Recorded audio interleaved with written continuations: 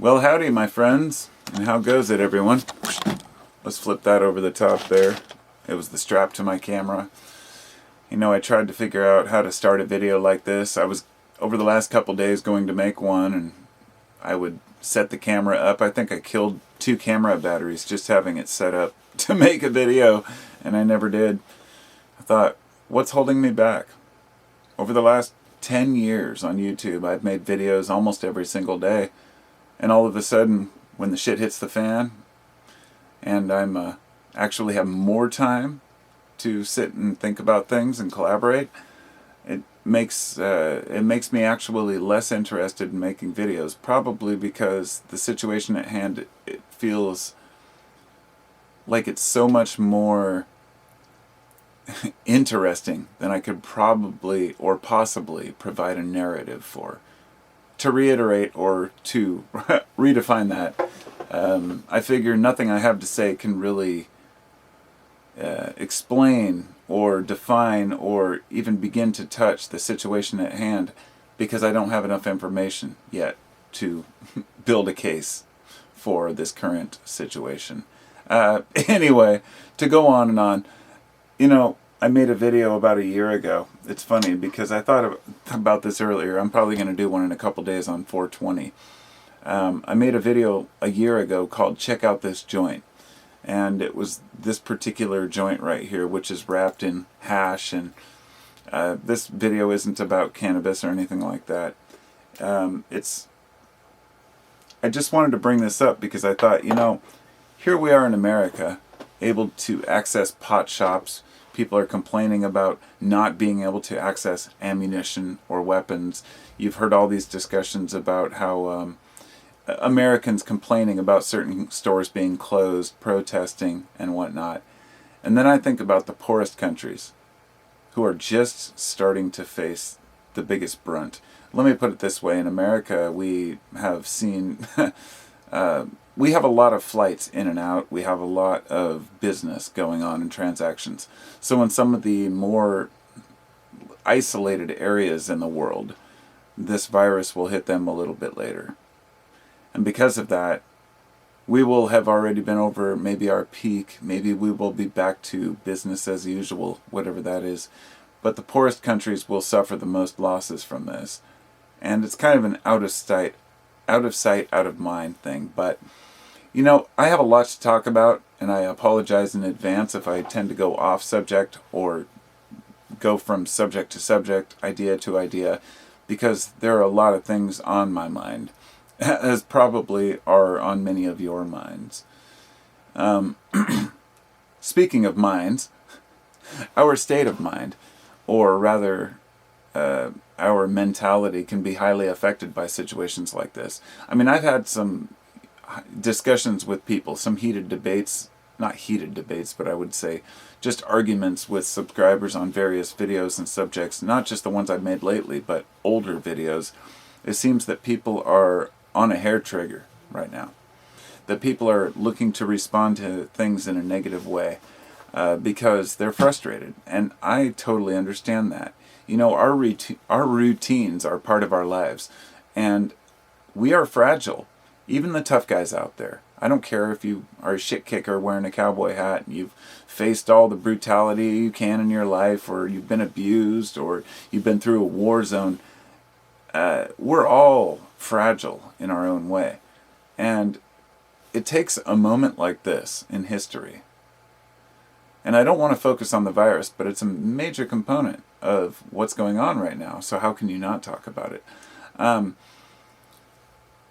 When our routines are affected, we start to see the truth of things. And when we're all affected at the same time, let's just say, for example, you live in a war zone. No matter how much media covers that, no matter how many, independent journalists talk about the cost of war, people are still in this out of sight, out of mind mentality about most of the shit that goes on in the world. And when something happens that affects everyone equally, and I don't mean equally because obviously the wealthy can sit in their mansions and isolate without worry, while the poor, proletariats are out there trying to make a dime, or sitting in line with 1,000 people for the food bank. But that's not really the point here. It's all of a perspective that we are all affected by this in one way or another. You might be not able to get food, or you might not be able to make millions of dollars, but everyone is affected in some way by this. And I think that over a long period of time, many perspectives are going to change on this. What's going on out there is pretty interesting. I mean, we've already run out of loans for small businesses, but the large corporations were able to use their franchise regulations to get more than their share. The truth starts to come to surface about the incompetence of our system, if you will. And it's not that there's a better one. That's not my point. I'm not here to argue that the American way of life is some travesty and we've failed. I'm here to say that we've done the best we can, and we have allowed many of the most important things in life to fall by the wayside, such as taking care of our people. And insurance companies are not paying out. There are people who I've seen who have taken out particular specific insurance policies for unforeseen circumstances that force your business to close, or natural disasters. And these same companies aren't paying out to these restaurants who have actually applied for it. And it goes to show that, all of us have faced something like that in our lives. Even when you crash your car, your insurance company is looking for a way not to pay you. Most folks aren't faced with this too often, having an insurance claim. But I bring that up for a point. It's the same way about healthcare. Unless you have had to go to the hospital for something that you need to have taken care of, you've never faced the actual repercussions of not having health insurance, or even having to pay your minimum each year, or your deductible on your insurance. Now, those who have completely free Medicare or Medicaid, that's a different story. You might have co-pays. I don't know how it works for each person, but this, long story short, this is a situation where we're really going to see the weakness in our healthcare system. And so I feel like I've already wasted 7 minutes without even getting into the notes that I actually really wanted to talk about. And this might be a long video, but I'm hoping that this isn't confrontational. I've said this before, but I'm going to make every effort not to get political in this, because I'm really not blaming any one agency. I don't like Trump. Everyone who subscribes to my channel, any of my subscribers, know I don't like Trump. That said, I do agree with him on his assessment of the World Health Organization. They are China-centric, but I also agree with him on many things, that the media is biased. But I also believe that the right-wing media is biased. You see what I mean? It's not just that you can say CNN and MSNBC are completely biased, because they are sitting out here fear-mongering, what they call fear porn, if you will. And on that note, before I forget, I'd like to say that actually Bill Maher, he's somebody who I respect, but I also just cringe sometimes at his just obsession with his leftism. But also, he calls out a lot of good points. And he made a video yesterday, I think, or last night, maybe it was today, it was released, about the fear porn, if you will, in the media. And if you just Google fear porn, Bill Maher, you'll probably find it. But he made a really good point. And there were even a lot of people who were on the right who were saying, yeah, I don't like Bill Maher, but I totally agree with this. Most of us who are rational thinking people look and we see what's happening in the media. And we know that CNN is fucked, NBC is fucked, ABC is fucked, but Fox is fucked, Breitbart is fucked. They are all completely biased to make money. Once we understand that, we can say, so what's really going on out there? Is COVID-19 an actual issue that is endangering my family and myself? And that remains to be seen. But I'd like to say this. There's an important point here. A lot of folks say China, they blame China, right? China should have told us sooner. China should have acted sooner. There were issues with the Chinese doctor who was silenced, many Chinese doctors who were silenced, trying to speak out about this. And even the World Health Organization says, oh, they waited 6 days too long to say anything. But what I would like to say is that it's one or the other. Either A, China should have acted sooner and told the world, or B, it's just the flu and no big deal. Because often I've heard the same people saying it's just a cold, it's just media propaganda.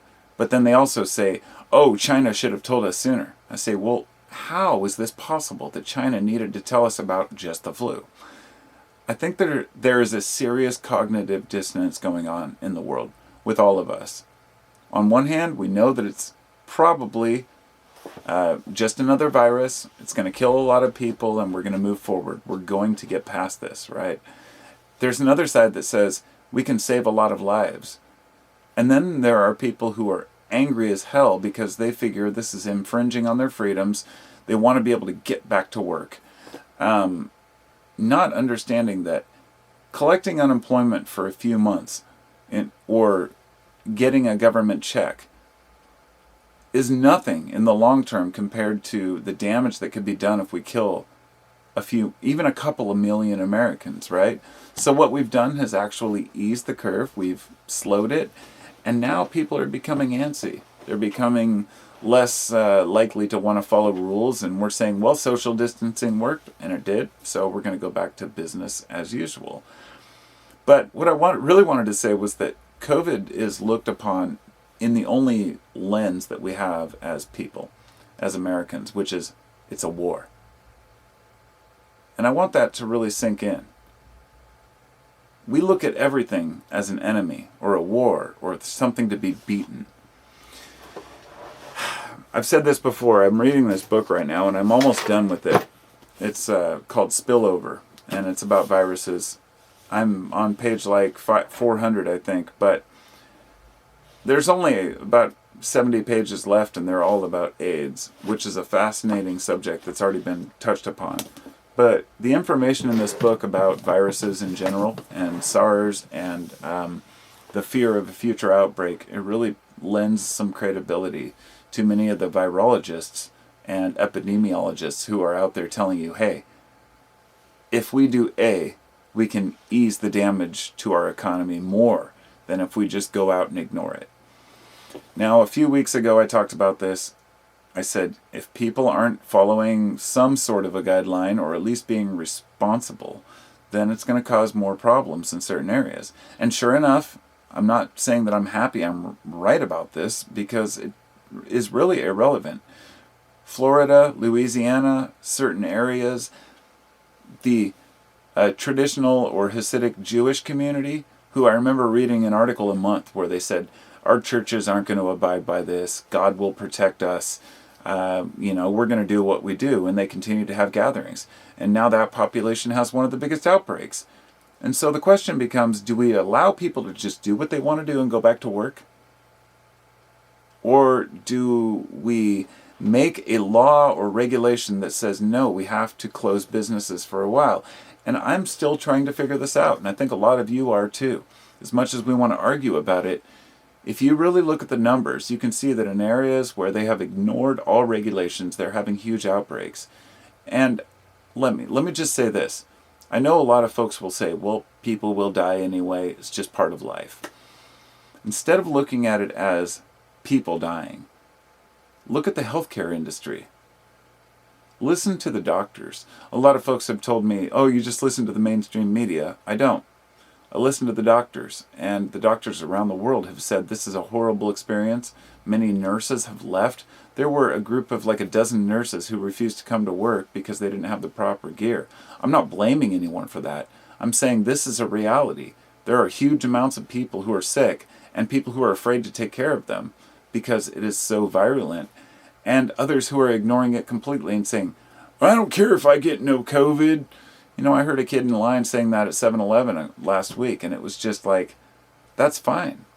But does your mother or your grandma? I don't understand the idea of sacrificing yourself for society. But I would like to say this. A lot of folks disagree with that. This is in line with the warlike thinking, that sometimes soldiers have to sacrifice themselves for the country. And let me tell you, my father was a poet. He was an artist. He was a creative soul. And when he went to Vietnam, it broke his heart. He came back with the idea of what the fuck was that all for? Why was I shooting innocent people? And he died of carcinoma at the age of 42. And I mention this because, as far as I'm concerned, it was Agent Orange that triggered this carcinoma. And I think he died for this pride. This supposed pride of defeating communism. And I think if you move that into today's world, you've got guys like Glenn Beck who say, I'm willing to die for the economy. And I say, that's great for you. But here's the difference. If there's a fire burning and you want to walk into that fire, you can. But when the fire is everywhere, it affects us all. So it's selfish to say that I want to do what I want to do when others are actually making an effort. Because nobody is really privy to the full story here. So, you know, in the old days, we used to say that these were bad spirits. Even in the year 1918, 100 years ago, we still didn't know what a flu virus was. We really didn't. And as I said in this book, it's phenomenal because even some of the viruses that have broken out for months or years on end, it's taken them a long time to figure out exactly what's happening. When something happens in the human body, and I'm going to get to the reason why this virus is so much worse in the next video. I really have to break this up into 2 separate videos because there's so much to cover in my mind. But there is a reason why this virus is worse. The idea that, you know, there's a huge debate about, oh, we had too many ventilators. The reason is because it's in the brain. It's not necessarily in the lungs. But I want to try to get through the notes I have in my mind and on my page without getting too far off track. So let me just put it this way. Who's taking the biggest hit if we all sit this out for a couple months? Well, everybody is suffering. Believe me, I'm going fucking stir crazy. Not only are we at home, even if we work from home, we have our entire family at home. I had to go up to the school the other day to pick up Chromebooks for the kids, and thank God that they were able to loan them out, because trying to get the kids' homework done without a computer and trying to keep up on their schooling, and I know a lot of people are like, oh, fuck school, but you know, you still have rules. You still have to follow some basic principles, or else you get all kinds of, you know, bullshit, and more importantly, your kids grow up without basic education. But who is taking the biggest hit on this? We're all learning a huge lesson. Like I mentioned, I uploaded a video earlier about my gardening. My family and I are learning lessons about staying together. You see all these positive stories all the time about people who are learning how to bake, you know, doing things with their family, really spending quality time. But who's taking the biggest hit? It's tourism. And I'm only going to touch on this for a moment. But tourism, to me, I really have no interest in saving the cruise industry or tourism. If you want to catch a plane and go somewhere and visit, fine. But tourism is something that is, it's kind of this, what would you call it? You know, it's like the royal purple of the modern day. If you're able to go tour the world, so be it. But, you know, when it takes a dive, that's okay. The rest of us actually spend a lot of time at our homes, and we don't have private golf courses and whatnot. And this isn't an insult on the rich or the wealthy. If you have money, spend it. Do whatever makes you happy. But I'm not going to feel any sorrow for the tourism industry. If your whole life and income is based on just tourists, then, I mean, maybe this is a time to rethink, you know, our choices. Look, I've had a lot of failed businesses. I understand this. There are going to be a lot of depressed people and a lot of fucked up businesses over this. But, you know, if we just go out and argue against authority, just to argue against authority, it's ridiculous. I'm not going to talk about what happened in the media recently. I'm not going to talk about the president or the politicians or their arguments.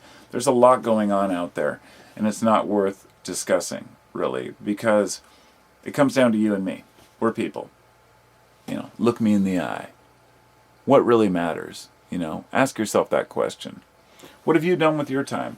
I've wasted a lot of my time in the last couple weeks, but actually today I found this paper or I wrote this paper with all these notes about my ancestors, and I traced my Orr genealogy back to like the 1700s, and it was fascinating. My last name is Orr, O-R-R, and you know, when you have the extra time to sit and think and process and do research, it can be very rewarding.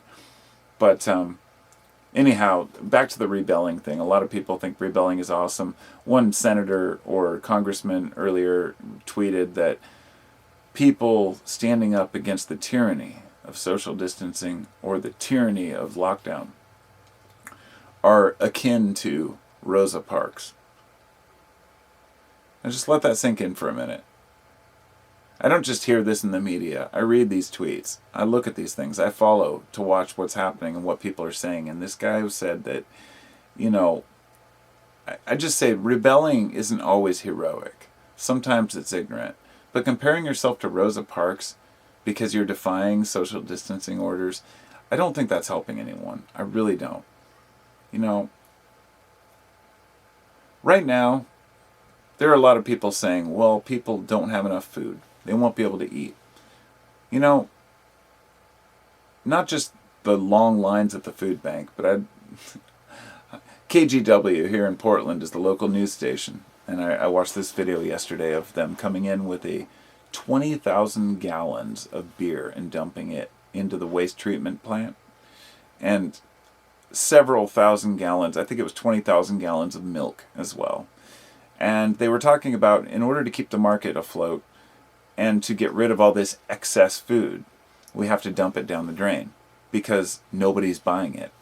I would just like to say this. I know that commerce is complicated. I understand capitalism, but please, if you own a business where you have an excess, please don't flush it down the drain.